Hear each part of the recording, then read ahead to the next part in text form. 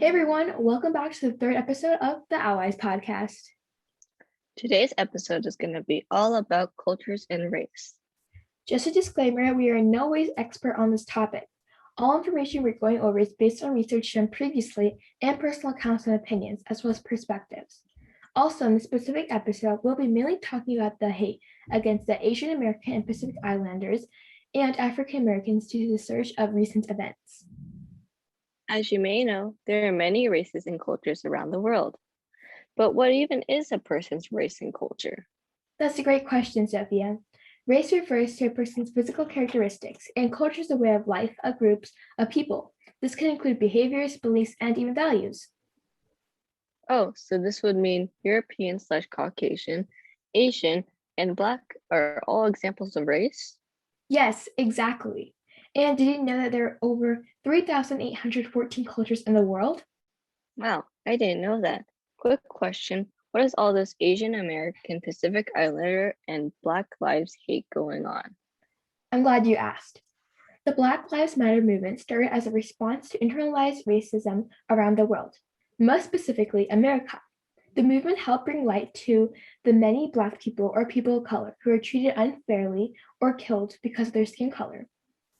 This internalized racism has been around for a while, from our break with Britain to now the more modern times. The Black Lives Matter movement also brought to light more data about white privilege. Could you expand on that? Yes, of course. White privilege is the byproduct of racism in practically every American system. So that could be healthcare, justice, or even education. White privilege is essentially a concept that shows the societal advantages, immunities, and special rights that Caucasian or white people have in comparison to the non-white minority. This is prevalent specifically in the United States. This seems to happen with a lot of minorities. Like you said, not just African Americans, but Asians as well. I mean, recently there has been a surge in hate crimes against Asians because of the virus, with people attacking, assaulting, or even refusing to serve Asians. It is honestly so sickening to see how deeply embedded racism is in America. That reminds me, Sophia, do you mind explaining the difference between cultural appropriation and appreciation? Not at all. Cultural appreciation and appropriation are two very different things. Appreciation is when someone seeks to learn about other people's culture and to gain knowledge and try to better understand them and hopefully stay away from harmful jokes. However, appropriation is taking one aspect of a culture that isn't your own and using it for your own personal interests. Usually, a lot of cherry picking and choosing the most appealing aspects of a culture and ignoring the other diverse path that makes it unique. So, how do you think that cultural appropriation impacts people negatively? Well, the person who partakes in cultural appropriation probably doesn't look into the culture that they're cherry picking from. And also, as .co.com states, cultural appropriation remains a concern for a variety of reasons.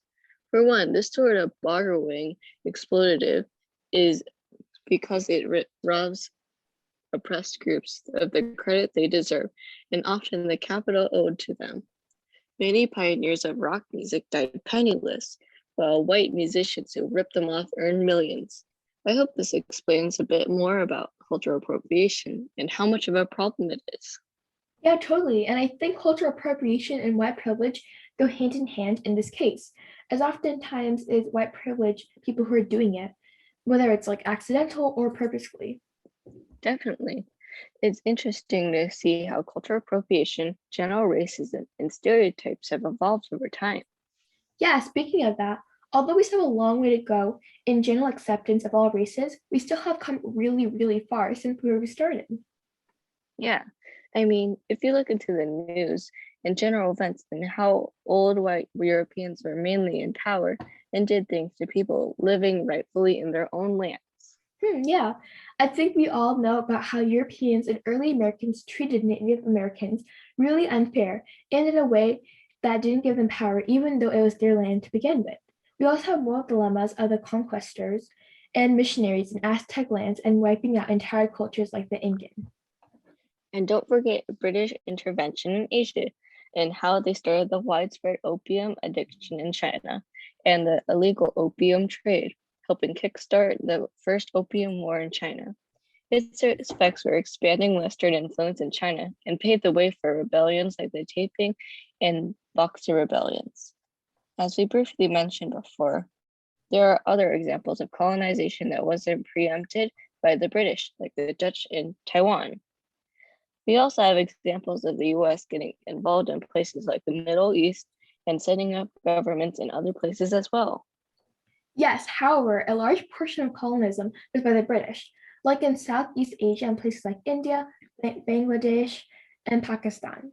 Most effects of British colonialism added to form a part of the Kashmir conflict and general hostility between the two nations.